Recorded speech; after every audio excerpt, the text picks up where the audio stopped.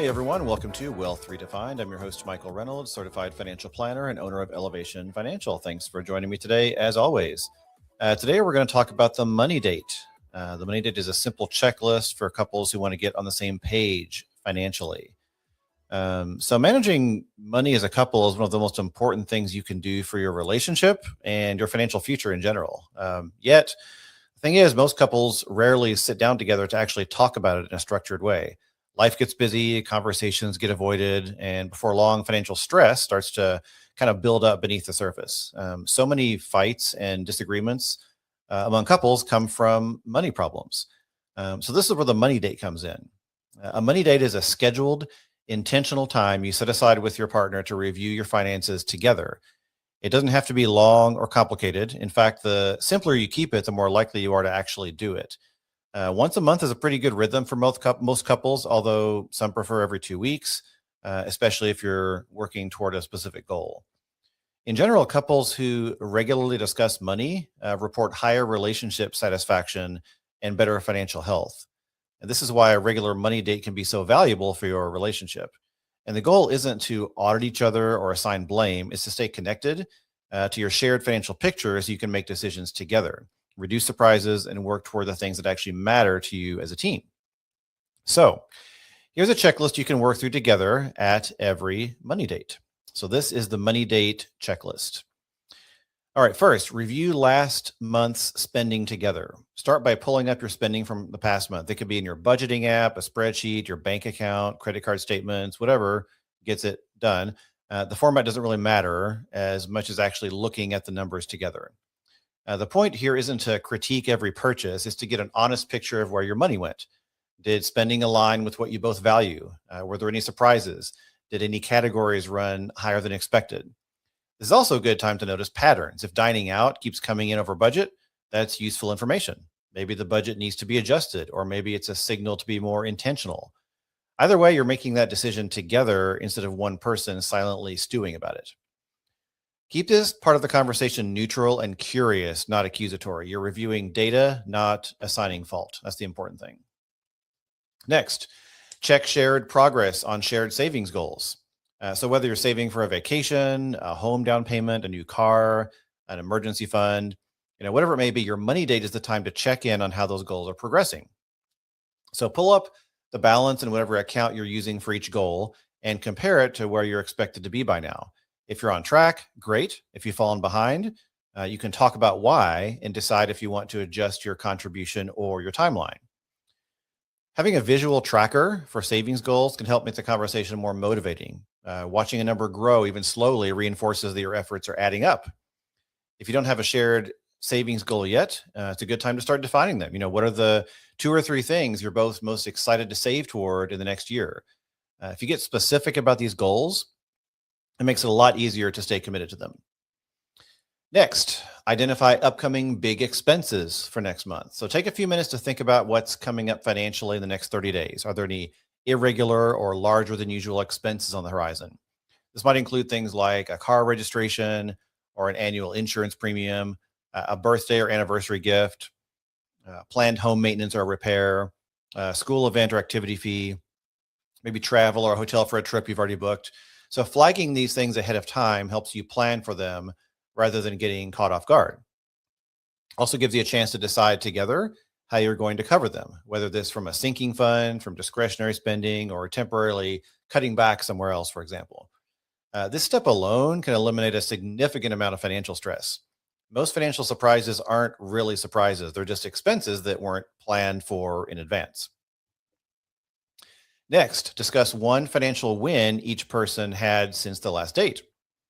This one might feel a little uncomfortable at first, especially if you're not used to celebrating financial progress, but it matters. Each person shares one thing they feel good about financially from the past month. It doesn't have to be dramatic. Maybe you resisted an impulse purchase. Maybe you automated a savings transfer. Maybe you increased your 401k contribution. Maybe you negotiated a lower rate on a subscription, or finally called to dispute a charge you've been putting off. Acknowledging progress, even small progress, builds positive momentum. It also helps reinforce that both people in the relationship are making an effort, which strengthens trust and keeps the financial conversation from feeling like it's only about problems. This part of the money date sets a constructive tone and reminds you that you're both on the same team. Next, confirm all bills are paid or scheduled. This is the unsexy but important housekeeping portion of the money date.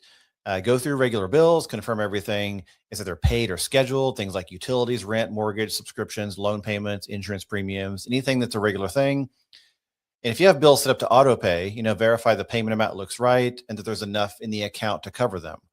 Auto pay is great, but it can also lead to surprises if a rate changes or a payment processes at an unexpected time. So this step just takes a few minutes, but catching a missed payment or an unexpected charge is a lot less stressful than catching it after a late fee or an overdraft. Next, review debt payoff progress. If you're currently paying down debt, whether it's things like credit cards or student loans or a car loan or anything else, your money date's a good time to check out on where those things stand. So look at the current balances, compare them to last month, make sure they're going down. Is the payoff strategy still the one you agreed on? Are there any opportunities to accelerate payoff, like applying a bonus or a tax refund or some extra cash flow toward a balance? Watching debt balances decrease can be really motivating, and celebrating that progress together makes the effort feel worth it. So if debt isn't currently a part of your picture, you can skip this step or use the time to talk about your strategy for staying debt-free going forward. And then finally, ask, is there anything money related causing you stress right now? This is possibly the most important item on the list and the one that most couples kind of skip. So financial stress rarely announces itself clearly. More often it shows up as irritability, avoidance, tension, something that seems unrelated to money, but usually isn't. Giving each person a direct, low pressure opportunity to name what's worrying them can prevent a lot of that from building up. So the question is simple. Is there anything money related causing you stress right now? Maybe one person is anxious about job security. Maybe there's a financial decision coming up that feels overwhelming. Maybe someone has been avoiding opening a certain account because they're afraid of what they'll see. Whatever it is, this question creates a safe opening to bring it up into the conversation instead of carrying it alone. You don't have to solve everything in the money date. Sometimes just naming a concern out loud to your partner is enough to take the edge off of it. And then sometimes it opens a conversation that can lead to a plan. So that is your checklist, and we'll wrap up with a few tips for making your money date work. So first, you don't need to make it elaborate. Some couples do their money date over a brunch on a Sunday morning. Others do it over dinner on a weeknight. Some keep it to 20 minutes. Others go longer. It doesn't really matter. Be flexible. Do what's going to be best for you and what's going to work for you.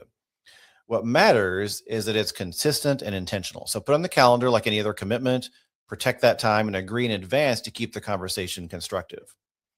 If you and your partner are just getting started with money dates, it's okay if the first few feel a little awkward. That's normal. Financial conversations can carry a lot of emotional weight, especially if you've had conflict around money in the past. So the structure of a checklist actually helps because it gives you something concrete to focus on instead of letting the conversation drift into old patterns. So over time, the money date can become something that many couples can genuinely appreciate or look forward to.